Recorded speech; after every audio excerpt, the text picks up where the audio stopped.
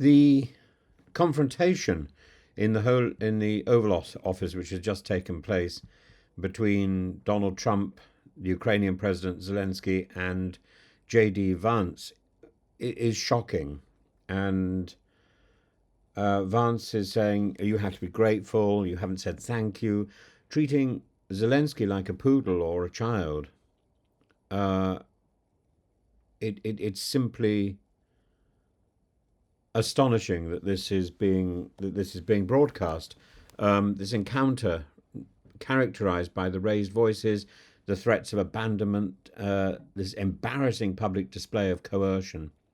And at the heart of the confrontation was Trump's insistence that Zelensky, Vance's insistence that Zelensky express gratitude to the American military for American military and economic aid. But it was Vance who said it first, and then Trump backs him up. And Trump and Vance berate the Ukrainian leader, accusing him of being ungrateful and disrespectful for failing to fall in line with US interests. This is bullying in the most extreme form in a crowded room. I'm amazed that Zelensky kept his cool. I'm amazed, simply amazed. The situation reached a climax when Trump bluntly told Zelensky, you're either going to make a deal or we're out. And Vance, amplifying the pressure, questioned whether Zelensky had even once uttered these words, thank you, to the former Trump. And the message was clear. Ukraine was expected to capitulate to Trump's framing of the war as a transaction rather than an existential struggle against Russian aggression. Zelensky showed Trump the photographs, the horror photographs, and said he's going to show more photographs over lunch. But this jarring element, the Trump's assertion that Ukraine's survival was contingent upon economic concessions, under the proposed minerals agreement, Ukraine would allocate half of its future revenue from critical resources, including oil, gas, and rare earth minerals, to a US-Ukraine fund. And Trump characterized this deal as a fair economic arrangement, yet it was widely viewed as an attempt to extract wealth from a war-ravaged nation under duress. It's almost worse than the Minsk agreements. And Zelensky, aware of the exploitative nature of the agreement, attempted to redirect the conversation towards the security guarantees, stating that no agreement with Russia would be meaningful without assurances that Ukraine would not be left vulnerable to further invasion. Trump's foreign policy posture has always been this transactional stuff, but his approach to Ukraine marks a radical departure from historical US commitments to European security, and Trump's insistence that Russia's invasion was partly Ukraine's fault, contrary to all well-documented events, it was a moment of diplomatic absurdity. He dismissed concerns over Russia's war crimes and repeated his belief that Putin is a leader who can be trusted to keep his word. Ask Georgia.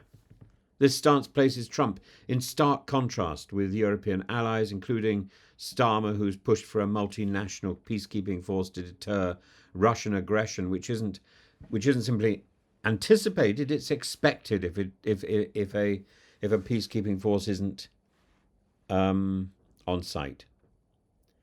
And despite the onslaught, Zelensky refused to cower, and he refused to lose his cool. A magnificent performance, really.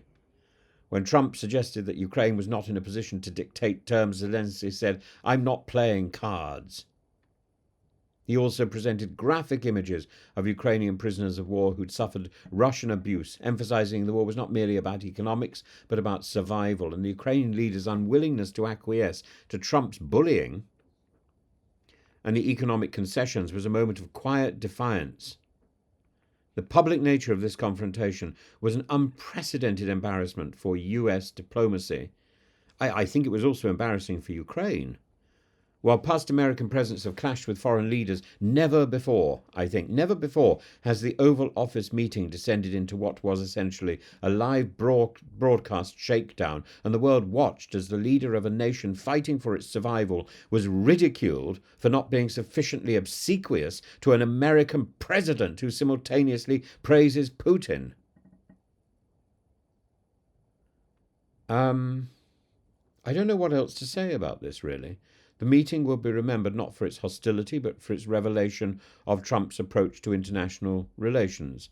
It will be remembered for its revelation of Vance as a schoolboy bully, poking up from the sidelines from a cushioned sofa in the corner, a zero-sum deal-making mentality that reduces alliances to personal loyalty tests. And as Zelensky left the room with a tense thumbs up, it was clear that Ukraine's war is no longer just against Russia. It's also a battle for continued Western support in the face of an administration that views its struggles as an opportunity for profit. So what are we expecting? That Zelensky does some sort of parade on his knees to the mighty Trump and to the to the poodle Vance. I couldn't be more shocked, really. I'd love to know what you think.